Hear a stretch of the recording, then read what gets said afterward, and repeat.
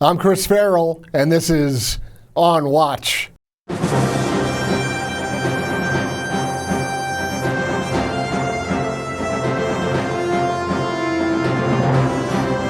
Welcome to On Watch, everybody, the Judicial Watch podcast, where we take a deep dive behind the headlines to cover news and information that the mainstream media really probably doesn't want you to know about at all, where we try to uncover lost history and we try to explain the inexplicable. We appreciate you joining us, whether you're watching us on the video version of this podcast or listening to us via the audio stream available on Spotify or any of the other platforms out there. We appreciate you taking time to tune in to listen. Please communicate with us, info@judicialwatch.org. Tell us what you want us to cover. Be sure to leave us a rating. We care about your interests, and we enjoy reporting to you on stuff that you really don't get much coverage on anywhere else. Today, we are joined by a national security and defense expert par excellence, a guy who has tremendous experience, Rob Greenway, who is the director of the Allison Center for National Security at the Heritage Foundation. Rob, welcome to On Watch. My pleasure. Thanks for having me. Our viewers should know, Rob, that you have a tremendous background. You were a Special Forces officer in the Army, commanding everything from a team to a battalion. And then once you left active duty, you went on to the Defense Intelligence Agency and served as a senior intelligence officer, and then transitioned over to the National Security Council under the Trump administration. And in very large part, what we know as the Abraham Accords was really your portfolio, was a lot of the work that you did at the Trump administration, dealing with Middle East, North Africa affairs. But the Abraham Accords are an incredibly important accomplishment. So our viewers and listeners should take into account your extraordinary background and expertise. And we thank you for joining us. My pleasure. Thank you. Rob, one of the things that your organization has put out recently is this 2024 Index of U.S. Military Strength. And this document is available online at the Heritage Foundation, but also you can get hard copies of it as well. It's a great report. It's, I guess, the 10th year Heritage has put it out. It's important because it analyzes and does a breakdown of the DoD and where they are with respect to readiness, their ability to go out and fight and win. Rob, give me the big overall kind of assessment. What kind of score, what kind of rating are you going to give the U.S. military strength right now? Well, appreciate that. And you're right. For the last 10 years, we've looked at four things. We've looked at threats to U.S. interests. We looked at the armed forces' ability to address them, where we'd likely to do it, in the operating environment we function in, and then the capabilities of our partners and allies. And for 10 years, we have reported consistently a steady decline. And so this decade of decline, which really began at the conclusion of the Cold War in the early 90s, has continued unabated. It has been exacerbated by the decline in the security environment, which I think you and everyone else will appreciate. And so the distance between the threat and our ability to meet them is significantly growing, and it is likely to outpace our capacity in the very near term for the first time in many of our lifetimes. And this is of deep concern to us. And certainly our efforts are to identify recommendations to fix it. But the story is not a positive one. So if we had to give a grade, if we had to put a hard number or an evaluation on DoD readiness right now, where are we? Are we an A? Are we a D? Are we where are we on the bracket? How do you grade it? We'd probably come across as a D in our rating scheme as weak, from the nuclear strategic deterrent all the way through the conventional across our armed services. Unfortunately, the array of threats from the conventional nuclear, the array of threats far exceeds our capacity and capability to address in a near simultaneous function. And so we used to be built to, as you know, confront at least one or more major regional conflict at any given time. We no longer have the capacity to do it. And the problem is, in the place of the Soviet Union, we now have the People's Republic of China, and they are expanding at a rapid capacity, and the Russians haven't diminished despite the conflict in Ukraine. And so the reality is we're just not up to speed in terms of capability or capacity. And I think your report is great at explaining there's a lot of dimensions to this. So we've been through 20 years of unconventional warfare and in Southwest Asia, and we can debate that and look at how Biden withdrew from Afghanistan, then that debacle. But that's a very different war than projecting power across the Pacific to engage with, let's say, the Chinese, obviously the chief competitor, chief adversary of ours. So, land war in an unconventional environment in Southwest Asia versus force projection across the Pacific. I mean, you almost can't get any more diametrically opposed when it comes to what an armed force needs to do to deploy, to fix, to fuel, to feed, all those sorts of parts of the mission. They're enormously complex. Just give our viewers and listeners a little feel for how that impacts our ability to fight and win. No, you're exactly right, and that for last few decades we've been projecting relatively small numbers of forces to various parts of the globe to conduct tactical operations with operational significance, and we've done it with, I would argue, some success. Strategically, obviously, it's a little bit of a different story. But you're exactly right in that what is expected to deter and to confront the threat from the Communist Party of China is radically different. And the infrastructure required to move significant numbers of men, weapons, and equipment from one side of the planet to the other, something we excelled at in the Cold War, we no longer have the capacity to do. Even if we had the right number of combatant surface vessels in the Navy, and we don't have the ability to project and sustain them abroad on the other side of the Indo-Pacific. And that obviously is a signal sent to China, and in many ways, it's an invitation to aggression. So that's sort of looking at it from a theater perspective or from a big strategic perspective. Let's just pause for a second, shift gears a little bit. Let's go service by service. Where are, just give me, and it can be a quick assessment, but Army, Navy, Air Force, Marines, Space Force, Coast Guard, I mean, you don't have to go into great detail, but where are they right now? The Marines have just gone through a radical sort of doctrinal shift. Give us your thumbnail sketch on each service. So starting with the Army and other services are experiencing the worst recruiting crisis in the history of the all-volunteer force. We're 41,000 short across all services. The Army is feeling this most acutely. And unfortunately, the decisions made by the White House and unfortunately in Congress is to solidify those losses and accept that end strength and accept the fact that we don't have sufficient personnel to man our armed services. That's the biggest story among the Army because it's manpower intensive.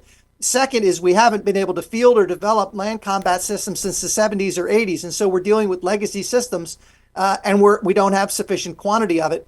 And then lastly, munitions. We can't supply sufficient munitions to them to sustain large-scale combat operations, and the defense industrial base is not up to the task. The Army then, for those reasons, comes across ultimately in a weak score, despite the fact that it is reporting high readiness. It's too small and ill-equipped to undertake the task. Now, let's go to the Air Force.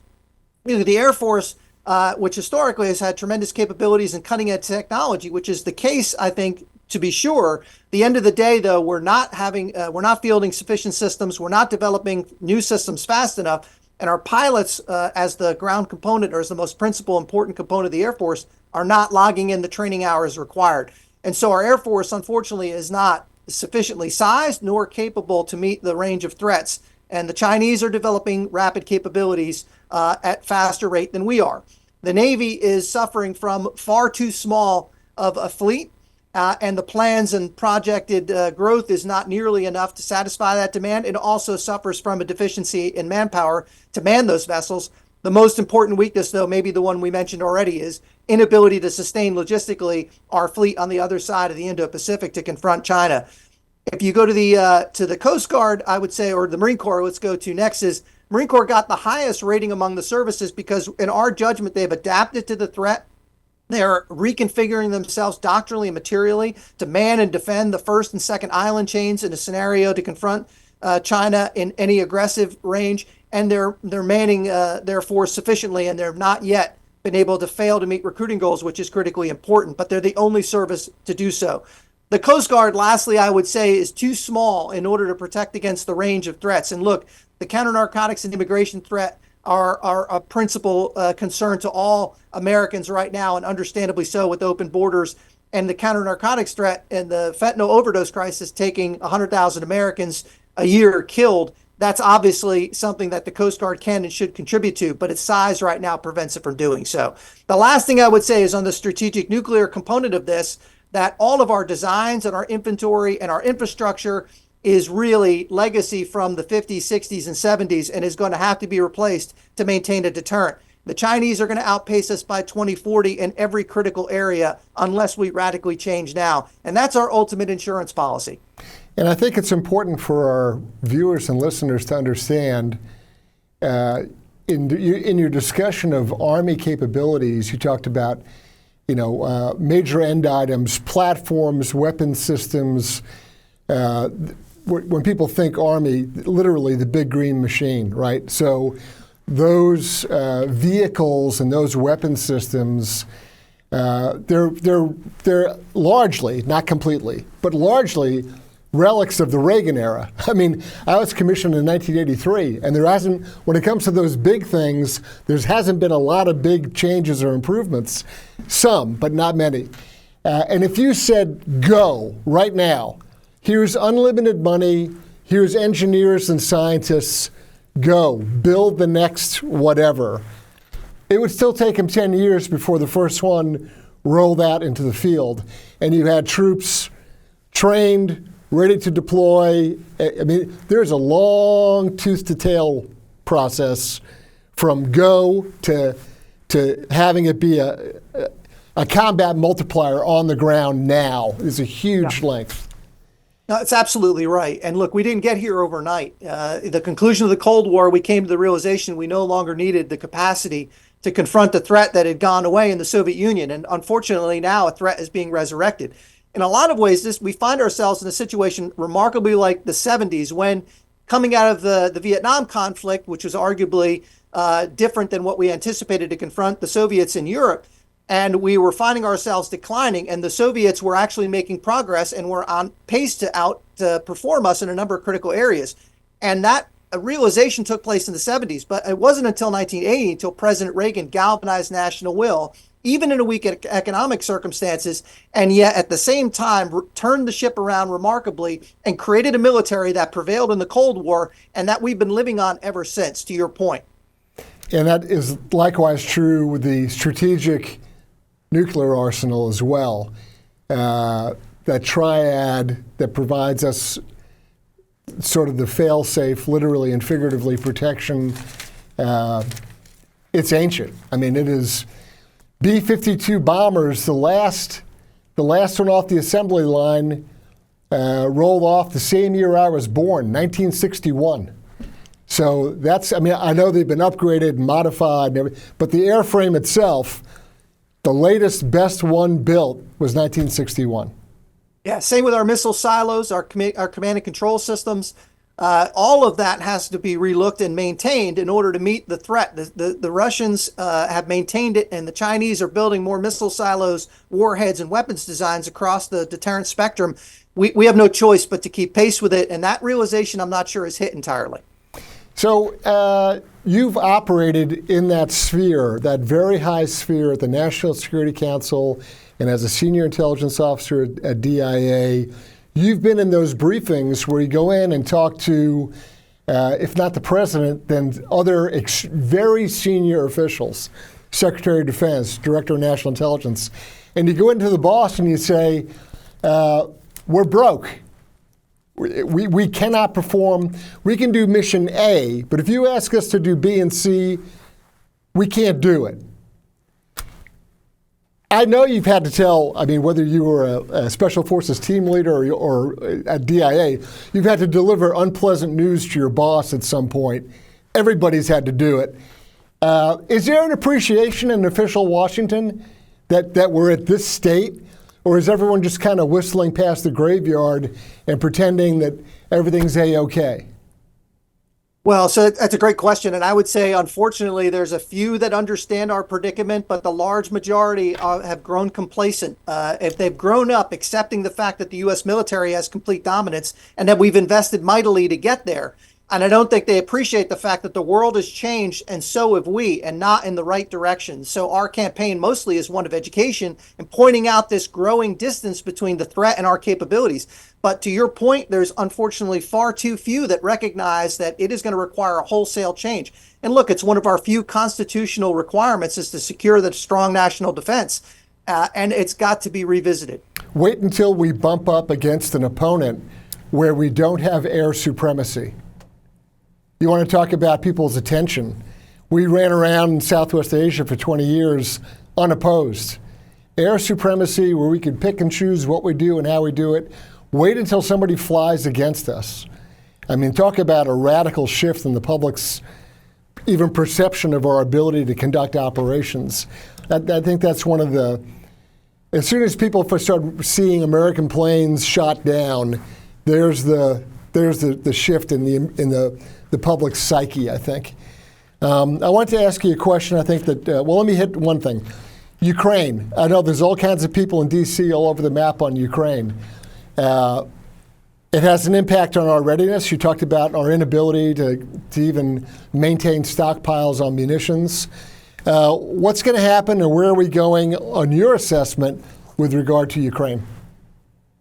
Well, I think the situation on the ground, everyone recognizes it's stalemate. The only problem is that Russia continues to enjoy economic growth. Last year, they posted 3.6% GDP growth while they're engaged in a conflict. You wouldn't be left with the impression that they're paying a price for waging illegal conflict in a humanitarian crisis. They should be, but they are not. Correct. And that means they can resurrect the capacity very quickly, far faster than Ukraine can, even with support. Look, at the end of the day, there's got to be a clear plan of how this conflict ends and a resource plan to match. That currently doesn't exist. And so until it does, I think the conflict is unfortunately going to continue to exact the toll. But again, one of the points I think I would point out is that these are not two co-equal combatants in a sense. Ukraine's done incredibly well, but they are starting from a disadvantage materially and demographically. And over time, in a war of attrition, both of those will matter a great deal. So I think there are some very difficult decisions that are going to have to be made soon. I would also point out that, again, across Europe, there's a great inconsistency on support, and there's an expectation in America that Europe do more because of the proximity to the Russian threat. It's in their best interest.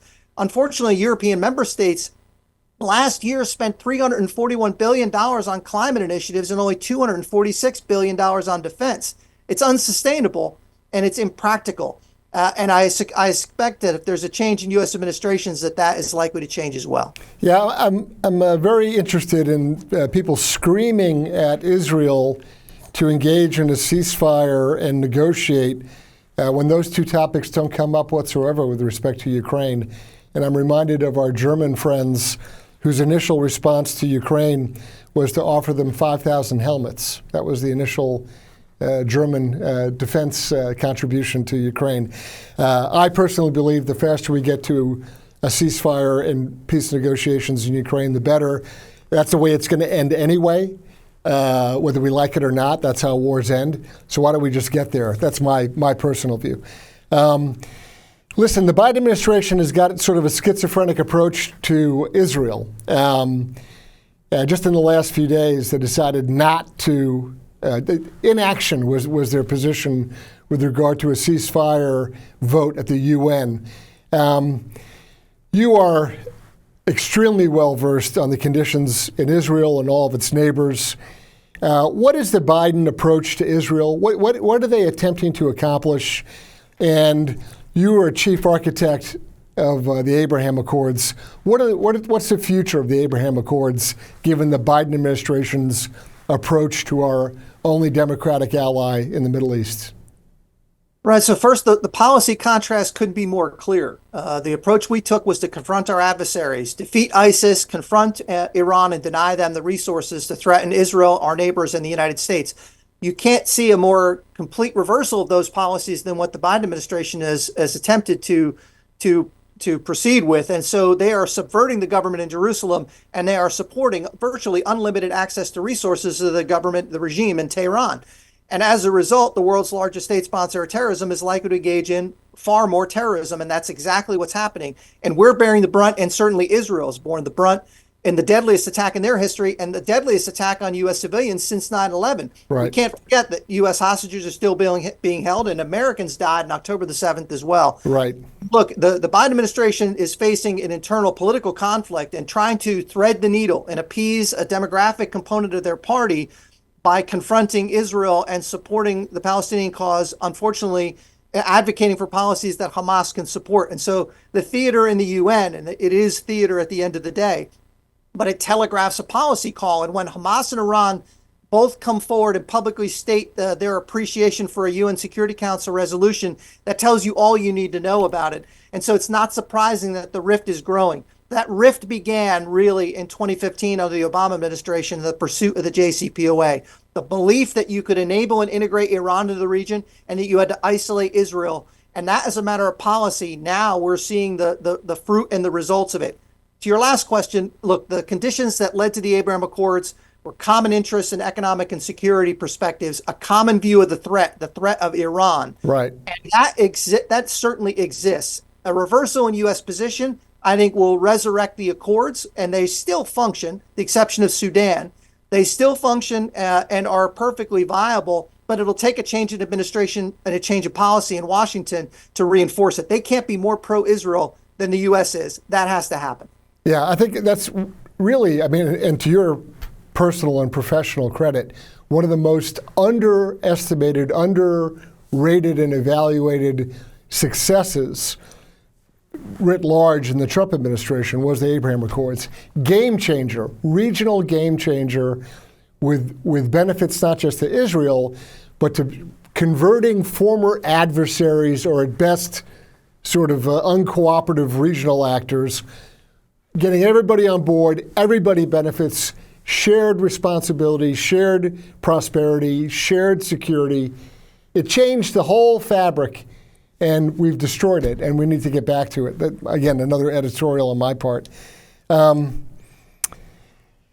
So it's my contention that the DOD now, and every service is a little bit different, but there's been an enormous injection of cultural Marxism, whether it's critical race theory, DEI, all the alphabet soup of it's Marxism. It just is. I mean, you can break it down in a number of ways.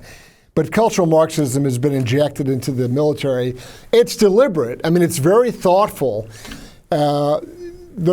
Traditionally, our military was always viewed as sort of like, well, however crazy the rest of the government is, or Congress, or president, whatever, everybody always kind of relied on, well, our military's squared away. They've got their heads screwed on straight.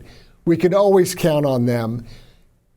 And that isn't so anymore. I think the American public is questioning. I think that's why you see enlistments tailing off so drastically.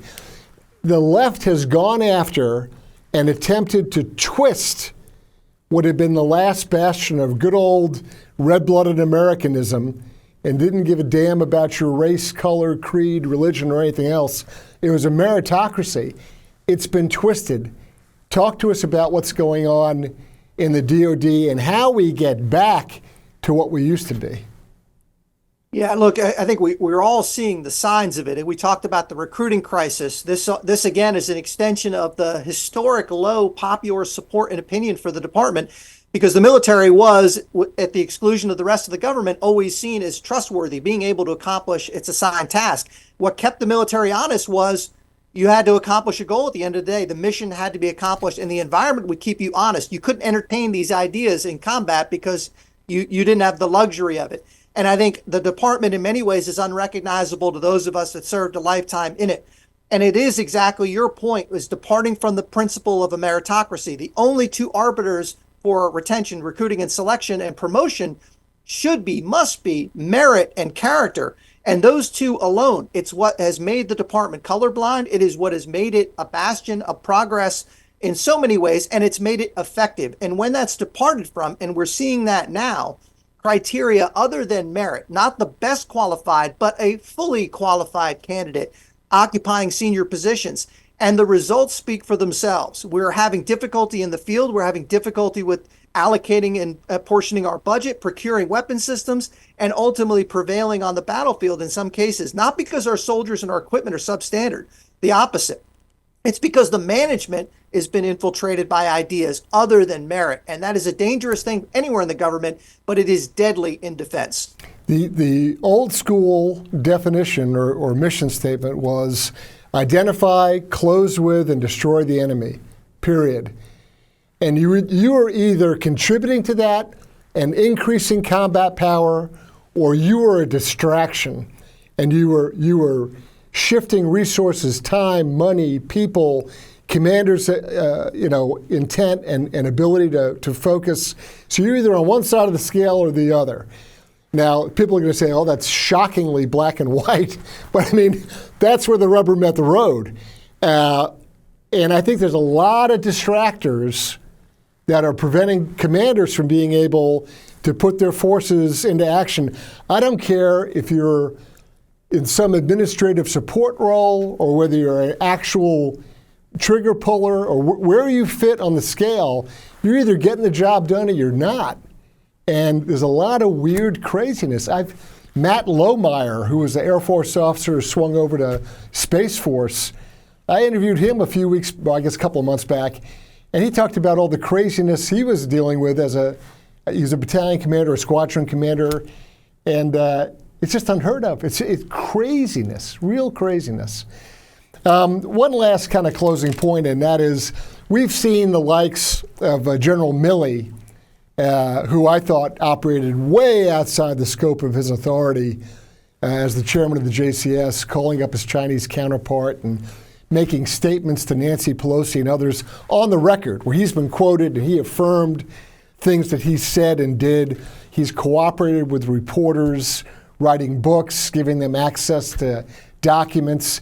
He gave one set of authors his draft resignation letter that he never actually gave to Trump, but that he felt comfortable giving to people to do a smear job on the former president. Milley's a disgrace, in my opinion. And in fact, in an article I published, advocated for his court-martial. But, I see Mark Milley's and I see C.Q. Brown's and I see Lloyd Austin, that sort of brand or that mentality of leadership. But I don't see anybody from the other side of the spectrum saying enough's enough. I use the expression, where's today's Billy Mitchell? Where's somebody who's going to make a point from the other side and say enough's enough, we're not going to do this? I'm concerned about careerism in the military. I'm concerned about people that are more willing they got to hit the 20 mark or the 30 mark. They got to get their retirement. They got to get their board appointment at some insurance company or whatever. And I don't see somebody saying enough. Is there a lack of moral courage? Is there careerism and sort of opportunism? Where's the backbone in the officer corps? Yeah, so it's a great question. And ultimately, the service has, to a greater or lesser extent, struggled with this a number of different times. After the most recent, I think, time was in the 90s, and then before that in the 70s after the Vietnam War. And There was a great deal of dissatisfaction for a number of reasons. I think it starts with your point, the lack of accountability. Like ultimately, you either do the job or you don't. Right. And when there is no accountability, then you can allow all kinds of aberrant behavior, including the politicization of the uniformed services and senior officers in particular. And we've seen strikingly little or no accountability in all too many cases. And look, the reality is a lot of the things that have done by the chairman in his own admission or the Secretary of Defense in his own admission would not be tolerated by junior officers. If you or I had done the same things of not reporting to our boss, not having accurate status of our disposition, having a chain of command make decisions when you're supposed to be inserted in it and no one knows where you are, or when you're contacting a counterpart without permission of the White House, all of these things would get a subordinate fired and do. And ultimately now what we're seeing is senior officers having a different standard of conduct, and they well know it. They wouldn't tolerate it in their subordinates, but suddenly they're allowed to exercise it because of the level in which they're working. And that ultimately is a recipe for disaster. And I think your point is exactly right, that until accountability is restored, until we demand accountability in our uniformed services, then we're going to see this type of careerism creep in. And the consequences of it are grave. And we're witnessing it now in real time. And that is an incredibly horrible place to be. and it also has a deadly impact on those that serve. And it's why many are reluctant to serve or recommend service to another under these conditions. And until we reverse it, it is going to be a very painful road. And I think that there are ideologues on the political left, I mean the real hardcore left, that actually likes that. They encourage and they believe that I mean, if you go back to the First World War and the Bolshevik Revolution in Russia, there was revolutionary defeatism. There were people that reveled in and encouraged weakness, confusion, division. And I don't say this, without some real consideration. I believe that there are those on the ideological left who actually would like to see that sort of corrosive condition in our military, and they have no problem with it whatsoever.